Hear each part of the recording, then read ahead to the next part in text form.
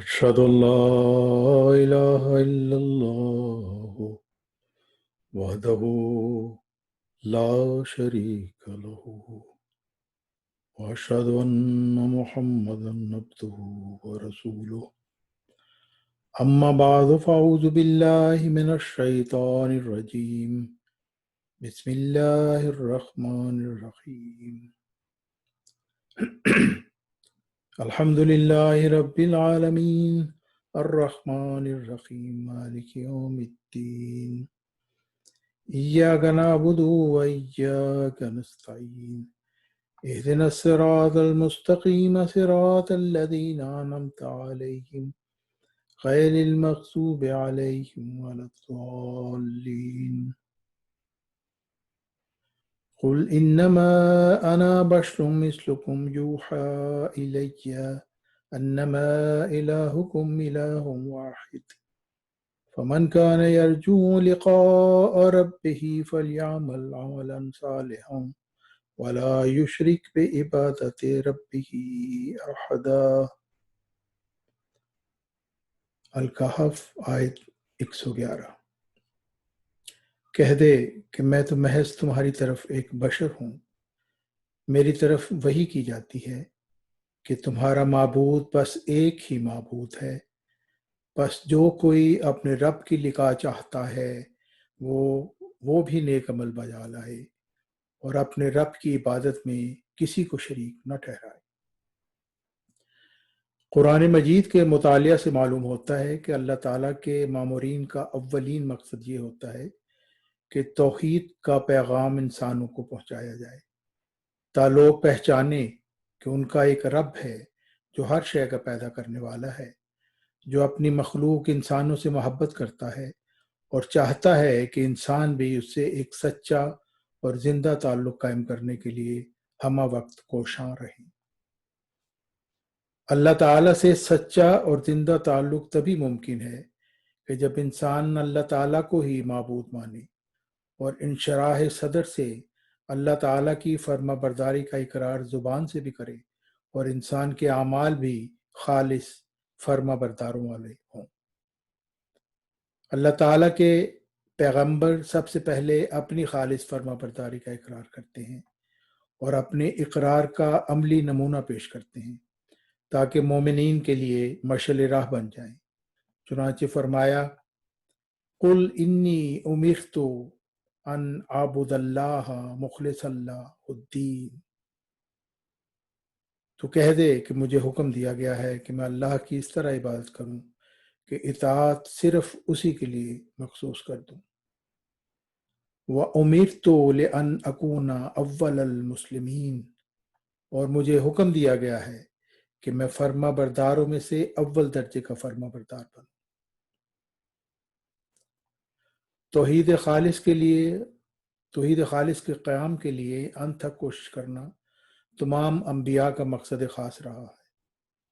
یہ پاک مقصد ایک بھوکے کو کھانا کھلانے، ایک ننگے کا تن ڈھانپنے، ایک بے گھر کو چھت مہیا کرنے اور ایک طالب علم کا وظیفہ مقرر کرنے سے بہتر رہا ہے۔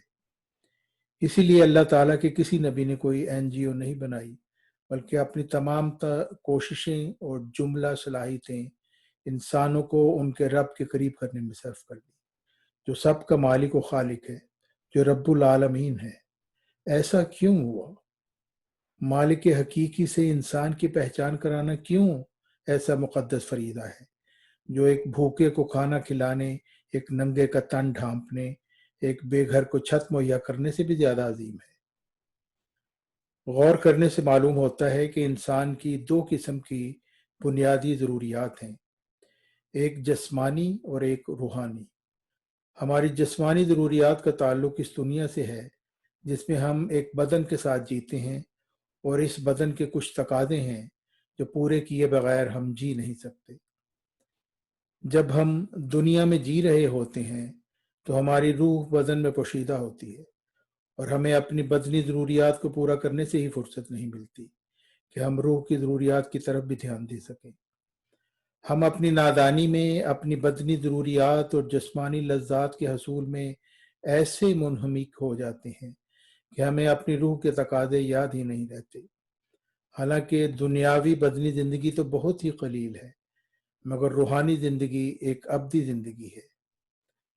یہ انتہائی نادانی ہے کہ ہم مختصر سی بدنی زندگی کی ضروریات اور خواہشات کی تکمیل کے لیے تو اپنی تمام تر کوششیں صرف کر دیں، مگر اپنی روح کی ضروریات کو پورا کرنے سے مکمل صرف نظر کرتے ہوئے اسے نظر انداز کر دیں، جبکہ روح تو ابدی زندگی جینی ہے اور بدن نے ایک انتہائی مختصر وقت کے بعد مٹی میں مٹی ہو جانا ہے۔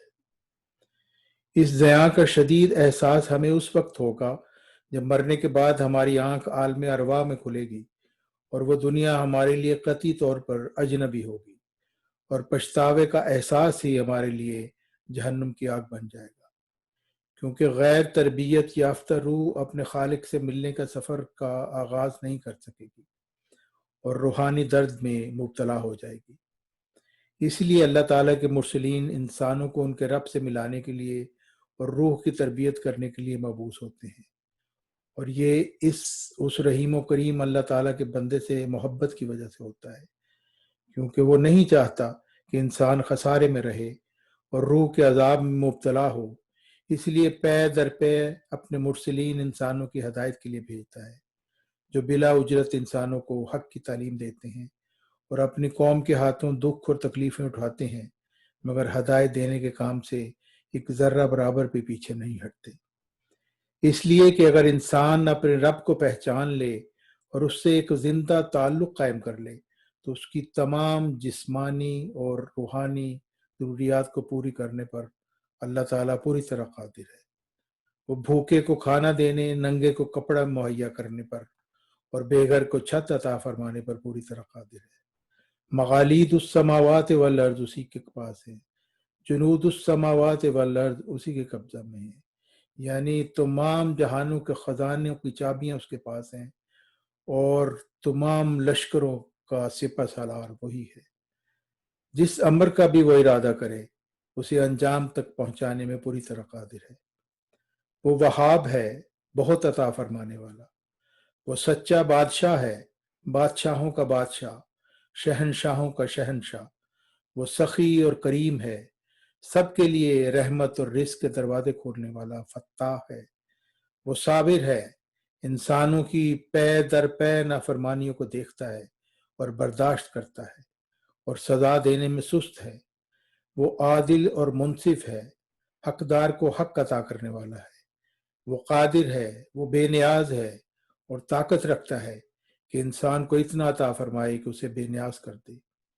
وہ حسن عمل کی قدر کرنے والا بزرگ و برتر خدا ہے، بہتر سے بہتر جزا دینے والا، وہ وسعت عطا کرنے والا اور اپنے بندوں کو چاہنے والا ہے، وہ سراپا نور ہے، ہر ایک کو نفع پہنچانے والا اور ہدایت دینے والا، لطافت اور لطف و کرم اس کی ذاتی صفات ہیں، وہ ہر بات سے باخبر، نہایت بردبار ہے، بہت بخشنے والا، جو وہ چاہتا ہے پیدا کرتا ہے اور خلق جدید پر قادر ہے، مشکل کشا ہے، وہ رگے جاں سے بھی زیادہ قریب ہے اور بہت بلند اور بالا اور بہت دور بھی، وہ بالکل آشکار بھی ہے اور بہت مخفی بھی، وہ اپنی ذات و صفات میں یکتا ہے، وہ حی و قیوم زندہ جاوید ہے اور زندگی اس کی اہم ذاتی صفت ہے، وہ قدرت والا ہے، سب پر کامل اقتدار رکھنے والا، سب عبادتوں، سب محبتوں،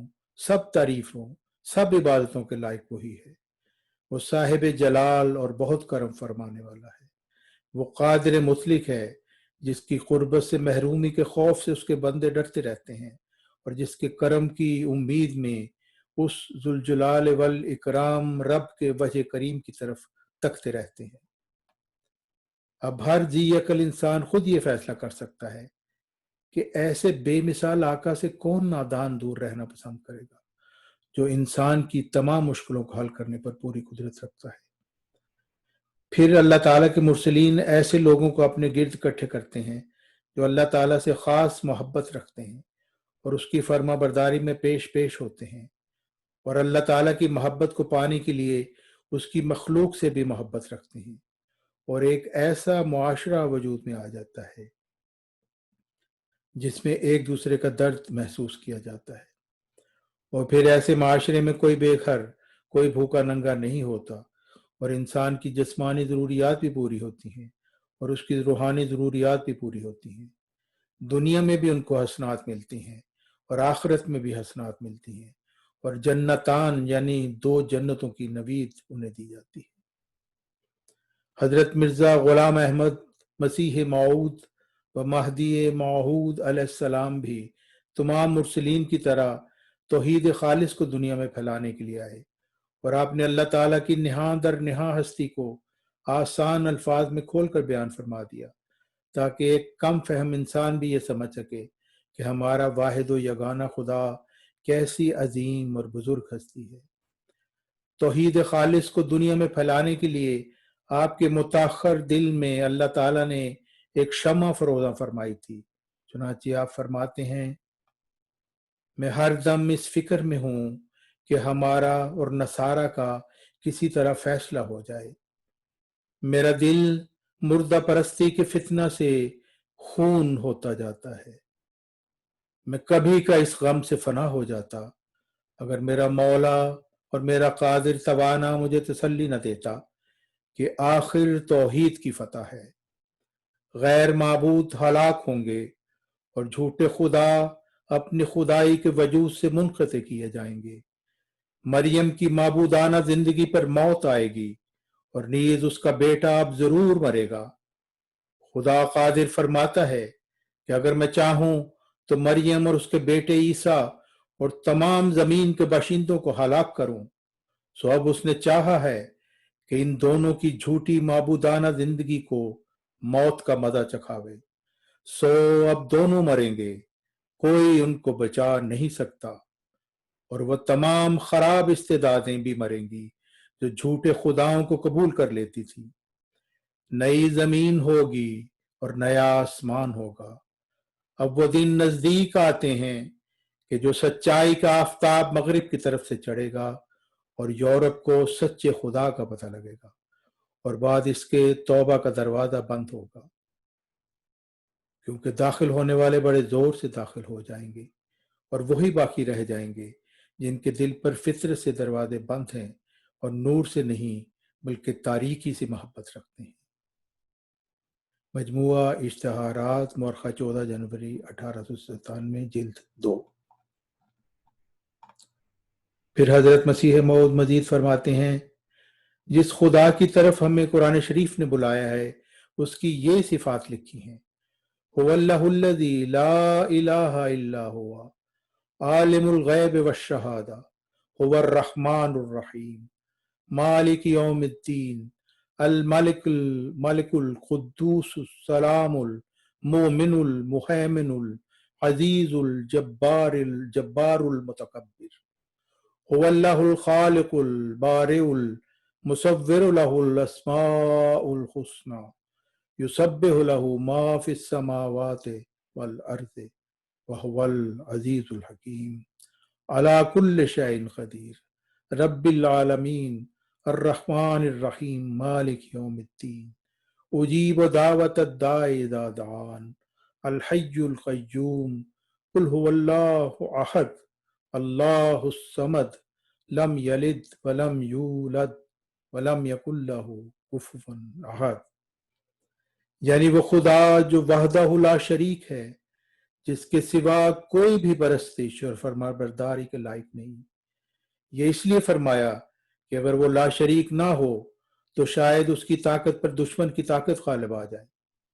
اس صورت میں خدائی معرض خطرہ میں رہے گی۔ اور یہ جو فرمایا کہ اس کے سوا کوئی پرستش کے لائق نہیں، اس سے یہ مطلب ہے کہ وہ ایسا کامل خدا ہے جس کی صفات اور خوبیاں اور کمالات ایسے اعلیٰ اور بلند ہیں کہ اگر موجودات میں سے بوجہ صفات کاملہ کے ایک خدا کا انتخاب کرنا چاہیں یا دل میں عمدہ سے عمدہ اور اعلیٰ سے اعلیٰ خدا کی صفات فرض کریں تو سب سے اعلیٰ جس سے بڑھ کر کوئی اعلیٰ نہیں ہو سکتا وہی خدا ہے، جس کی پرستش میں ادنا کو شریک کرنا ظلم ہے۔ پھر فرمایا کہ عالم الغیب ہے، یعنی اپنی ذات کو آپ ہی جانتا ہے، اس کی ذات پر کوئی احاطہ نہیں کر سکتا۔ ہم آفتاب اور مہتاب اور ہر ایک مخلوق کا سراپا دیکھ سکتے ہیں، مگر خدا کا سراپا دیکھنے سے قاصر ہیں۔ پھر فرمایا کہ وہ عالم الشہادہ ہے، یعنی کوئی چیز اس کی نظر سے پردہ میں نہیں۔ یہ جائز نہیں کہ وہ خدا کہلا کر پھر علم اشیاء سے غافل ہو۔ وہ اس عالم کے ذرہ ذرہ پر اپنی نظر رکھتا ہے، لیکن انسان نہیں رکھ سکتا۔ وہ جانتا ہے کہ کب اس نظام کو توڑ دے گا اور قیامت برپا کر دے گا، اور اس کے سوا کوئی نہیں جانتا کہ ایسا کب ہوگا۔ سو وہی خدا ہے جو ان تمام وقتوں کو جانتا ہے۔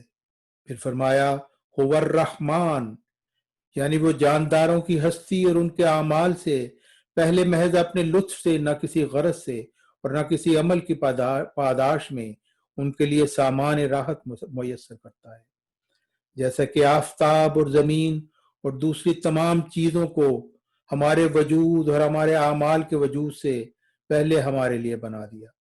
اس عطیہ کا نام خدا کی کتاب میں رحمانیت ہے، اور اس کام کے لحاظ سے خدا تعالی رحمان کہلاتا ہے۔ اور پھر فرمایا کہ الرحیم، یعنی وہ خدا نیک عملوں کی نیک تر جزا دیتا ہے اور کسی کی محنت کو ضائع نہیں کرتا، اور اس کام کے لحاظ سے رحیم کہلاتا ہے، اور یہ صفت رحیمیت کے نام سے موسوم ہے۔ اور پھر فرمایا مالک یوم الدین، یعنی وہ خدا ہر ایک کی جزا اپنے ہاتھ میں رکھتا ہے۔ اس کا کوئی ایسا کار پرداز نہیں جس کو اس نے زمین و آسمان کی حکومت سونپ دی ہو اور آپ الگ بیٹھا ہو اور آپ کچھ نہ کرتا ہو۔ وہی کار پرداز سب کچھ جزا سزا دیتا ہو یا آئندہ دینے والا ہو۔ اور پھر فرمایا الملک القدوس، یعنی وہ خدا بادشاہ ہے جس پر کوئی داغ عیب نہیں۔ یہ ظاہر ہے کہ انسانی بادشاہت عیب سے خالی نہیں۔ اگر مثلا تمام رعیت جلا وطن ہو کر دوسرے ملک کی طرف بھاگ جاوے تو پھر بادشاہی قائم نہیں رہ سکتی، یا اگر مثلا تمام رعیت قحط زدہ ہو جائے تو پھر خراج شاہی کہاں سے آئے؟ اور اگر رعیت کے لوگ اس سے بحث شروع کر دیں کہ تجھ میں ہم سے زیادہ کیا ہے، تو وہ کون سی لیاقت اپنی ثابت کرے؟ بس خدا تعالیٰ کی بادشاہی ایسی نہیں، وہ ایک دم میں تمام ملک کو فنا کر کے اور مخلوقات پیدا کر سکتا ہے، اور اگر وہ ایسا خالق اور قادر نہ ہوتا تو پھر بجز ظلم کے اس کی بادشاہت چل نہ سکتی تھی، کیونکہ وہ دنیا کو ایک مرتبہ معافی اور نجات دے کر پھر دنیا کہاں سے لاتا؟ کیا نجات یافتہ لوگوں کو دنیا میں بھیجنے کے لیے پھر پکڑتا اور ظلم کی راہ سے اپنی معافی اور نجات دہی کو واپس لیتا؟ تو اس صورت میں اس کی خدائی میں فرق آتا اور دنیا کے بادشاہوں کی طرح داغدار بادشاہ ہوتا جو دنیا کے لیے قانون بناتے ہیں، بات بات میں بگڑتے ہیں، اور اپنی خود غرضی کے وقتوں پر جب دیکھتے ہیں کہ ظلم کے بغیر چارہ نہیں تو ظلم کو شیر مادر سمجھ لیتے ہیں۔ مثلا قانون شاہی جائز رکھتا ہے کہ ایک جہاز کو بچانے کے لیے ایک کشتی کے سواروں کو تباہی میں ڈال دیا جائے اور ہلاک کیا جائے، مگر خدا کو تو یہ اضطرار پیش نہیں آنا چاہیے۔ بس اگر خدا پورا قادر اور عدم سے پیدا کرنے والا نہ ہوتا تو یا تو وہ کمزور راجوں کی طرح قدرت کی جگہ ظلم سے کام لیتا، اور یا عادل بن کر خدائی کو ہی الوداع کہتا، بلکہ خدا کا جہاز تمام قدروں کے ساتھ سچے انصاف پر چل رہا ہے۔ پھر فرمایا السلام، یعنی وہ خدا جو تمام عیبوں اور مصائب اور سختیوں سے محفوظ ہے بلکہ سلامتی دینے والا ہے۔ اس کے معنی بھی ظاہر ہیں، کیونکہ اگر وہ آپ ہی مصیبتوں میں پڑتا، لوگوں کے ہاتھوں سے مارا جاتا اور اپنے ارادوں میں ناکام رہتا تو پھر اس بد نمونہ کو دیکھ کر کس طرح دل تسلی پکڑتے کہ ایسا خدا ہمیں ضرور مصیبتوں سے چھڑا دے گا۔ چنانچہ اللہ تعالیٰ باطل معبودوں کے بارے میں فرماتا ہے ان الذین تدعون من دون اللہ لن يخلقوا ذبابا ولو اجتمعوا له وإن يسلبهم الذباب شيئا لا يستنقذوه منه ضعف الطالب والمطلوب ما قدر اللہ حق قدرہ ان اللہ لقوی عزیز۔ جن لوگوں کو تم خدا بنائے بیٹھے ہو وہ تو ایسے ہیں کہ اگر سب مل کر ایک مکھی پیدا کرنا چاہیں تو کبھی پیدا نہ کر سکیں، اگرچہ ایک دوسرے کی مدد بھی کریں، بلکہ اگر مکھی ان کی چیز چھین کر لے جائے تو انہیں طاقت نہیں ہوگی کہ وہ مکھی سے چیز واپس لے سکیں۔ ان کے پرستار عقل کے کمزور اور وہ طاقت کے کمزور ہیں۔ کیا خدا ایسے ہوا کرتے ہیں؟ خدا تو وہ ہے کہ سب قوتوں والوں سے زیادہ قوت والا، سب پر غالب آنے والا ہے، نہ اس کو کوئی پکڑ سکے اور نہ مار سکے۔ ایسی غلطیوں میں جو لوگ پڑتے ہیں وہ خدا کی قدر نہیں پہچانتے اور نہیں جانتے خدا کیسا ہونا چاہیے۔ اور پھر فرمایا کہ خدا امن کا بخشنے والا اور اپنے کمالات اور توحید پر دلائل قائم کرنے والا ہے۔ یہ اس بات کی طرف اشارہ ہے کہ سچے خدا کا ماننے والا کسی مجلس میں شرمندہ نہیں ہوتا اور نہ خدا کے سامنے شرمندہ ہوگا، کیونکہ اس کے پاس زبردست دلائل ہوتے ہیں۔ لیکن بناوٹی خدا کا ماننے والا بڑی مصیبت میں ہوتا ہے۔ وہ بجائے دلائل بیان کرنے کے ہر ایک بہودہ بات کو راز میں داخل کرتا ہے تا ہنسی نہ ہو، اور ثابت شدہ غلطیوں کو چھپانا چاہتا ہے۔ اور پھر فرمایا المہیمن العزیز الجبار المتکبر، یعنی وہ سب کا محافظ ہے اور سب پر غالب اور بگڑے ہوئے کاموں کا بنانے والا ہے۔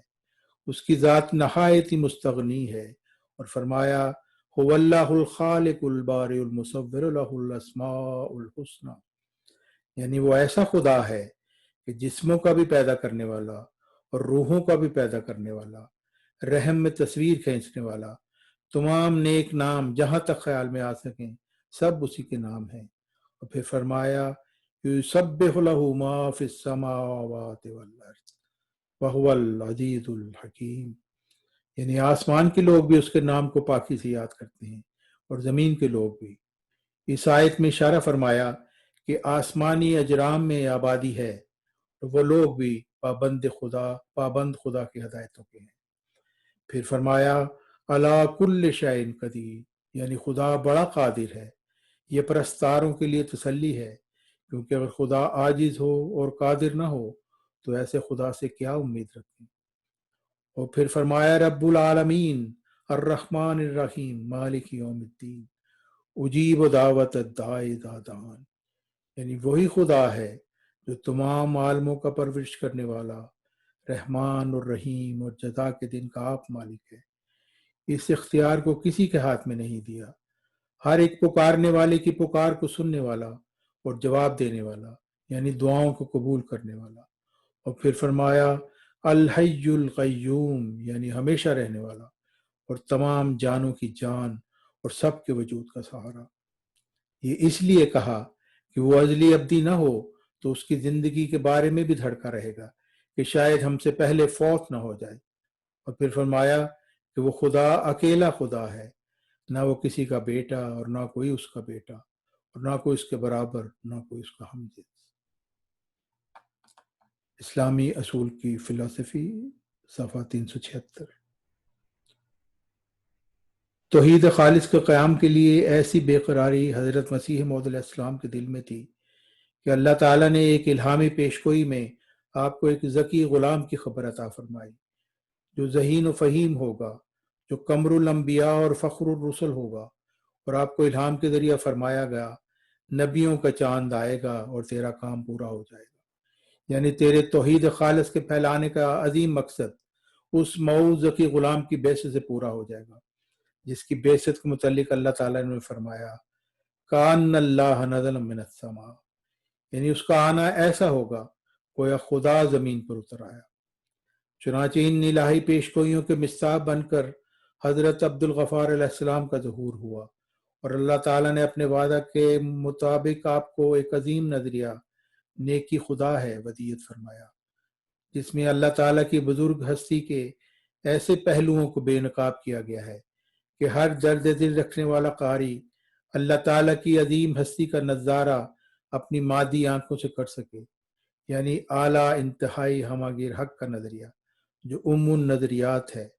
Virtue is God, supreme ultimate universal truth, اعلیٰ انتہائی ہماگیر حق، divine theory, mother of theories, النظریات۔ حضرت عبدالغفار علیہ السلام، موعود مجدد 15ویں صدی ہجری، موعود ذکی غلام مسیح آخر الزمان، موعود مسیح ابن مریم نے اپنی معرکۃ الآرا تصنیف نیکی خدا میں اللہ تعالیٰ کی ہستی کو ایسے خوبصورت انداز میں پیش کیا ہے کہ ایک متقی انسان ایسی پر اثر تحریر پڑھ کر بے اختیار باہیں پھیلائے اپنے خالق کی طرف دوڑ پڑتا ہے۔ حضرت عبدالغفار علیہ السلام تحریر فرماتے ہیں، امر واقعہ یہ ہے کہ آخری حقیقت نہ تو مادہ ہے اور نہ ہی شعور، بلکہ یہ نیکی، ورچو یا خیر، گڈ ہے، جو کہ مادہ اور شعور سے نہ صرف بالا بلکہ انہیں تخلیق بھی کرنے والا ہے۔ یاد رہے کہ فلسفہ، مذہب اور سائنس تردید کرنے کی بجائے ایک دوسرے کو سپورٹ کرتے ہیں۔ فلسفہ اور سائنس کی دنیا میں جسے حقیقت، حسن اور علم کہا جاتا ہے، مذہبی مفہوم میں وہی خدا ہے۔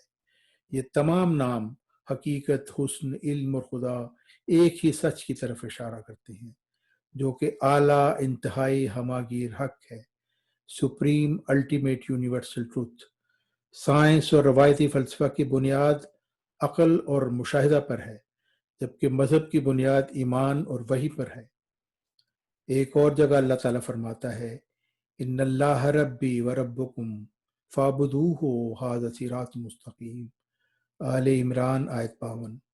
اللہ یقیناً میرا بھی رب ہے اور تمہارا بھی رب ہے، سو تم اس کی عبادت کرو، یہی سیدھا راستہ ہے۔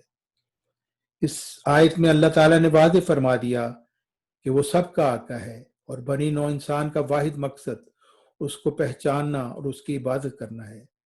سوال یہ ہے کہ ہم اس کو کیسے پہچانیں؟ یہ صرف اسی وقت ممکن ہے جب ہم اس کی رضا کے مطابق اپنے اعمال بجا لاویں۔ جب کوئی انسان اپنے آقا کے لیے زندہ رہتا ہے اور اسی کے لیے مرتا ہے تو پھر آقا خود بخود اپنے آپ کو اپنے بندے پر ظاہر فرما دیتا ہے۔ ایسا خوش قسمت انسان تب اپنے آقا کے چہرے کا دیدار کرتا ہے، یعنی خدا تعالیٰ اس سے ہم کلام ہوتا ہے، اور اس مادی دنیا میں بھی یہی اس کا دیدار ہے۔ جیسا کہ پہلے استنباط کیا گیا ہے کہ ہر قسم کے فعل کی ایک غائط یعنی آبجیکٹ ہوتی ہے، اسی طرح نیک فعل کی طرح بھی ایک غائط ہے، نیک فعل کی بھی ایک غائط ہے، اور یہ نیکی ہوتے ہوئے بذات خود اللہ تعالیٰ ہے، جیسا کہ وہ فرماتا ہے، لن تنالوا البر حتى تنفقوا مما تحبون وما تنفقوا من شيء فإن الله به علیم۔ آل عمران آیت 93۔ تم کامل نیکی کو ہرگز نہیں پا سکتے جب تک کہ اپنی پسندیدہ اشیاء میں سے خدا کے لیے خرچ نہ کرو، اور جو کوئی چیز بھی تم خرچ کرو اللہ اسے یقیناً خوب جانتا ہے۔ ان الفاظ میں اللہ تعالیٰ نے ہر حرف، ہر لفظ کو ٹھیک اور پرمانی مفہوم میں استعمال فرمایا ہے۔ ہم دیکھتے ہیں کہ آیت کے پہلے حصہ میں اللہ تعالیٰ نے فرمایا تم نیکی کو ہرگز حاصل نہیں کر سکتے، لیکن آیت کے اگلے حصہ میں فرما دیا کہ تمہارا نیکی کا حصول، تمہارے یعنی پسندیدہ اشیاء کا اللہ کی راہ میں خرچ نیک افعال کے ساتھ وابستہ ہے۔ ایک دوسری جگہ پر وہ فرماتا ہے، وَلَتَكُن مِّنكُمْ أُمَّةٌ يَدْعُونَ إِلَى الْخَيْرِ وَيَأْمُرُونَ بِالْمَعْرُوفِ وَيَنْهَوْنَ عَنِ الْمُنكَرِ وَأُولَئِكَ هُمُ الْمُفْلِحُونَ۔ آل عمران آیت 105۔ اور تم میں سے ایک ایسی جماعت ہونی چاہیے جس کا کام صرف یہ ہو کہ وہ لوگوں کو نیکی کی طرف بلائے اور نیک باتوں کی تعلیم دے اور بدی سے روکے، اور یہی لوگ کامیاب ہونے والے ہیں۔ اس آیت میں ایک بار پھر ہم لفظ نیکی کا استعمال دو مختلف معنی میں پاتے ہیں۔ اول معروضی یا غائی نیکی کے لیے جو کہ اللہ تعالیٰ ہے، اور ثانیاً معروف یعنی نیک فعل کے لیے۔ عربی کے لفظ خیر کا وہی مطلب ہے جو کہ انگریزی میں ورچو، گڈنس اور رائٹ اور رائٹیسنس کا ہوتا ہے۔ ایک اور جگہ پر وہ فرماتا ہے، اِنَّ كُنَّا مِن قَبْلُ نَدْعُوهُ إِنَّهُ هُوَ الْبَرُّ الرَّحِيمُ۔ سورہ طور آیت 29۔ ہم پہلے سے اس خدا کو پکارا کرتے تھے، وہ بہت نیک اور رحیم ہے۔ اس آیت میں اللہ تعالیٰ نے فرمایا کہ وہ نیک ہے وہ سب مخلوق کو شروع کرنے والا ہے، وہ فاعل ہوتے ہوئے بجا طور پر نیک ہے، جبکہ مخلوق کا مدعا اور مقصد ہونے کی وجہ سے وہ نیکی ہے۔ ایک اور آیت میں اللہ تعالیٰ فرماتا ہے اِنَّ آمَنَّا بِرَبِّنَا لِيَغْفِرْ لَنَا خَطَايَانَا وَمَا أَكْرَهْتُنَا عَلَيْهِ مِنَ السِّحْرِ وَاللَّهُ خَيْرٌ وَأَبْقَى واللہ خیر و ابقا، سورہ طٰہٰ آیت 74۔ ہم اب اپنے رب پر ایمان لا چکے ہیں تاکہ وہ ہمارے گناہوں کو معاف فرما دے اور اس دھوکہ بازی کے مقابلہ کو بھی معاف فرما دے جس کے لیے تو نے ہم کو مجبور کیا تھا، اور اللہ خیر اور قائم رہنے والا ہے۔ اللہ تعالیٰ فرماتا ہے کہ وہ بہترین یعنی خیر ہے، اور نیکی اور خیر کا مطلب ایک ہی ہے۔ اب ہم نیکی کی تعریف کی طرف چلتے ہیں۔ یہ بتایا جاتا ہے کہ نیکی جو تمام مخلوقات کا نصب العین ہے، اعلیٰ انتہائی ہماگیر حق، سپریم الٹیمیٹ یونیورسل ٹروتھ ہے۔ آئیے کلام اللہ میں اس تعریف کا مشاہدہ کریں۔ یہ تعریف 4 الفاظ کا مرکب ہے۔ اگرچہ کلام اللہ میں یہ چاروں الفاظ اکٹھے نہیں ملتے، تاہم انفرادی طور پر ملتے ہیں۔ چوتھے لفظ حق، ٹروتھ کو لیتے ہیں۔ اللہ تعالیٰ فرماتا ہے یومئذ یوفیہم اللہ دینہم الحق ویعلمون ان اللہ هو الحق المبین، سورہ نور آیت 26۔ اس دن اللہ ان کو ان کا صحیح بدلہ دے گا اور وہ جان لیں گے کہ اللہ ہی حق کامل ہے، ایسا حق جو اپنے آپ کو ظاہر کرتا ہے۔ ذالک بأن اللہ هو الحق وَأَنَّ مَا يَدْعُونَ مِن دُونِهِ الْبَاطِلُ وَأَنَّ اللَّهَ هُوَ الْعَلِيُّ الْكَبِيرُ، سورہ لقمان آیت 31۔ یہ سب کچھ اس لیے ہو رہا ہے کہ اللہ کی ذات حق ہے، اور اس لیے کہ جن کو وہ لوگ اس کے سوا پکارتے ہیں وہ جھوٹ ہے۔ هُنَالِكَ الْوَلَایَةُ لِلَّهِ الْحَقُّ هُوَ خَیْرٌ ثَوَابًا وَخَیْرٌ عُقْبًا، سورہ کہف آیت 45۔ ایسے موقع پر مدد اللہ کی ہی مفید ہوتی ہے جو حق ہے، اور وہ بدلہ دینے میں بھی سب سے اچھا ہے، اور اچھا انجام پیدا کرنے کی روح سے بھی سب سے اچھا ہے۔ ذالک بأن اللہ هو الحق وانہ یحیی الموتى وانہ علی کل شیء قدیر، سورہ حج آیت 7۔ یہ اس لیے ہوتا ہے کہ ظاہر کیا جائے کہ اللہ ہی حق ہے، اور وہ مردوں کو زندہ کرتا ہے، وہ ہر چیز پر قادر ہے۔ متذکرہ بالا آیات سے ثابت ہے کہ اللہ تعالیٰ اکیلے حق ہوتے ہوئے بذات خود موجود ہے، جبکہ دوسری تمام قسم کے مخلوق باطل ہوتے ہوئے بھی بذات خود موجود نہیں۔ اب تیسرے لفظ ہماگیر یونیورسل کو لیتے ہیں۔ اس کا مطلب ہے کہ وہ جو تمام کائنات سے متعلق ہو، اور یا وہ جس نے پوری کائنات کو گھیرا ہوا ہو۔ اللہ تعالیٰ ہماگیر ہے، اور اس کے علاوہ کچھ بھی نہیں جو ہماگیر کہلا سکے۔ وہ فرماتا ہے اللہ نور السماوات والارض، اللہ آسمانوں کا بھی نور ہے اور زمین کا بھی، سورہ نور آیت 36۔ وَأَنَّ اللَّهَ قَدْ أَحَاطَ بِكُلِّ شَيْءٍ عِلْمًا، سورہ طلاق آیت 13۔ اسی طرح اللہ ہر چیز کا علم سے احاطہ کیے ہوئے ہے۔ انما الہکم اللہ الذی لا الہ الا هو وسع کل شیء علما، سورہ طٰہٰ آیت 99۔ تمہارا معبود تو صرف اللہ ہی ہے جس کے سوا اور کوئی معبود نہیں، ہر چیز پر اس کا علم حاوی ہے۔ ان کل من فی السماوات والارض الا آتی الرحمن عبدا لقد احصاہم وعدہم عدا، سورہ مریم 94-95۔ آسمان و زمین میں جو بھی ہیں سب کے سب اللہ کے غلام بن کر ہی آنے والے ہیں، ان سب کو اسی نے گھیر رکھا ہے اور سب کو پوری طرح گن بھی رکھا ہے۔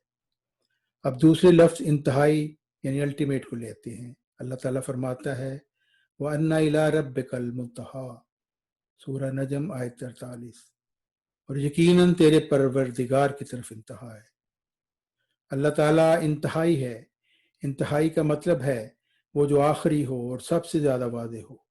کائنات میں تمام اشیاء اور بذات خود کائنات انتہائی کا ظہور ہے۔ انتہائی کے بدولت ہر شے وجود میں آئی اور آتی ہے، تاہم اس کی کوئی علت نہیں اور وہ بے نیاز ہے۔ متذکرہ بالا آیات سے یہ ظاہر ہے کہ علت و معلول کا سلسلہ بالآخر اللہ تعالیٰ پر جا کر ختم ہو جاتا ہے۔ بالآخر تعریف کے پہلے لفظ اعلیٰ سپریم کو لیتے ہیں۔ اس سے مراد وہ ہے جو سب سے برتر اور سب سے شوکت والا۔ اللہ تعالیٰ اعلیٰ ہے کیونکہ وہ سب کی علت ہے، جبکہ وہ بذات خود علت کے بغیر ہے۔ مزید برآں وہی لافانی ہے جبکہ مخلوق فانی ہے، اور اس طرح لفظ کے حقیقی مفہوم کے مطابق وہی اعلیٰ ہے۔ وہ فرماتا ہے سبح اسم ربک الاعلیٰ، اپنے اعلیٰ رب کے نام کا بے عیب ہونا بیان کر۔ الاعلیٰ آیت 2، وَأَنَّ اللَّهَ هُوَ الْعَلِيُّ الْكَبِيرُ، اور اللہ تعالیٰ یقیناً اعلیٰ اور وسیع شان والا ہے۔ سورہ لقمان آیت 31۔ قَالُوا الْحَقَّ وَهُوَ الْعَلِيُّ الْكَبِيرُ، وہ جواب دیتے ہیں کہ جو کچھ کہا تھا وہ سچ تھا اور وہ اعلیٰ اور بڑے اختیار والا ہے۔ سبا آیت 24۔ إِلَّا ابْتِغَاءَ وَجْهِ رَبِّهِ الْأَعْلَىٰ، لیل آیت 21۔ ہاں مگر اپنے اعلیٰ رب کی خوشنودی حاصل کرنا اس کا مقصد ہوتا ہے۔ وَهُوَ الْعَلِيُّ الْعَظِيمُ، البقرہ 256، اور وہ اعلیٰ اور عظمت والا ہے۔ ان اللہ کان علیٰ کبیرہ، سورہ نساء آیت 35۔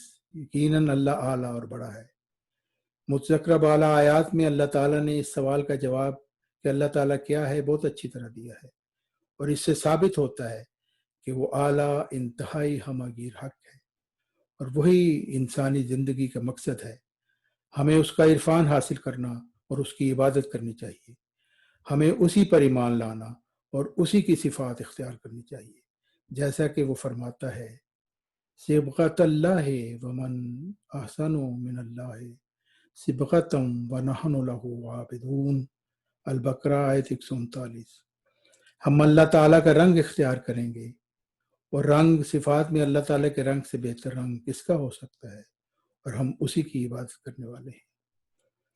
اس عنوان کے خاتمہ سے پہلے میں عرض کرتا ہوں، چونکہ فلسفہ یعنی اللہ تعالیٰ کا پاک علم اور معرفت عقل کے ذریعے ممکن نہیں، لہذا وہ جو عقل پرست ہیں کبھی بھی بدری عقل اس کا سچا بیان پا نہیں سکتے۔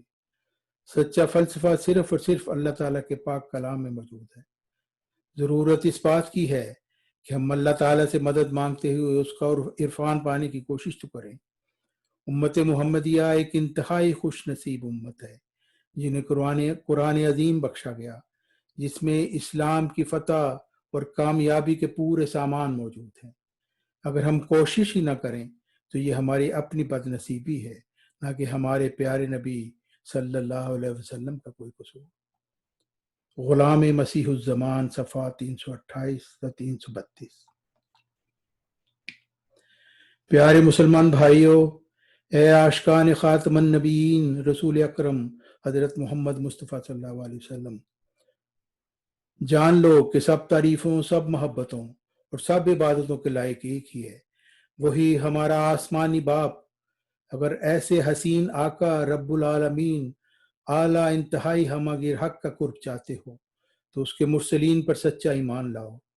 مسیح آخر الزمان حضرت مرزا غلام محمد علیہ السلام اور ذکی غلام مسیح الزمان حضرت عبدالغفار علیہ السلام پر ایمان لاؤ، کیونکہ ایمان کے بغیر انسان خسارے سے نہیں بچ سکتا اور نہ نیک اعمال کی توفیق پا سکتا ہے۔ مسیح آخر الزمان حضرت مرزا غلام احمد علیہ السلام ہمارے پیارے رب کے متعلق انتہائی خوبصورت الفاظ میں فرماتے ہیں، ہمارا بہشت ہمارا خدا ہے، ہماری اعلیٰ لذات ہمارے خدا میں ہیں، کیونکہ ہم نے اس کو دیکھا اور ہر ایک خوبصورتی اس میں پائی۔ یہ دولت لینے کے لائق ہے اگرچہ جان دینے سے ملے، اور یہ لال خریدنے کے لائق ہے اگرچہ تمام وجود کھونے سے حاصل ہو۔ اے محروموں، اس چشمہ کی طرف دوڑو کہ وہ تمہیں سیراب کرے گا، یہ زندگی کا چشمہ ہے جو تمہیں بچائے گا۔ میں کیا کروں اور کس طرح اس خوشخبری کو دلوں میں بٹھا دوں، کس دف سے بازاروں میں منادی کروں کہ تمہارا یہ خدا ہے تا لوگ سن لیں، اور کس دوا سے میں علاج کروں تا سننے کے لیے لوگوں کے کان کھلیں۔ کشتی نوح صفحہ 30۔ اللہ تعالی ہمیں اپنے مومنین اور مقربین بندوں میں شامل فرمائے، ہم سب کو اپنی بزرگ ہستی کا عرفان عطا فرمائے اور اپنی محبت سے ہمارے دلوں کو یوں بھر دے کہ کسی غیر کے لیے کوئی جگہ باقی نہ رہے۔ آمین ثم آمین یا رب العالمین یا ارحم الراحمین۔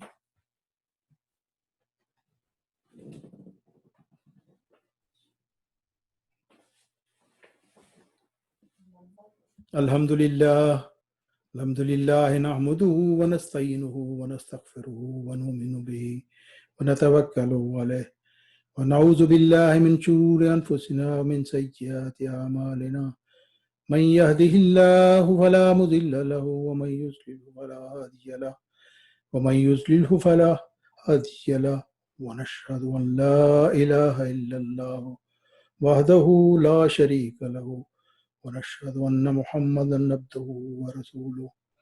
عباد اللہ رحمكم اللہ، ان اللہ یامر بالعدل والاحسان وایتاء ذی القربى وینہی عن الفحشاء والمنکر والبغی یعظکم لعلکم تذکرون۔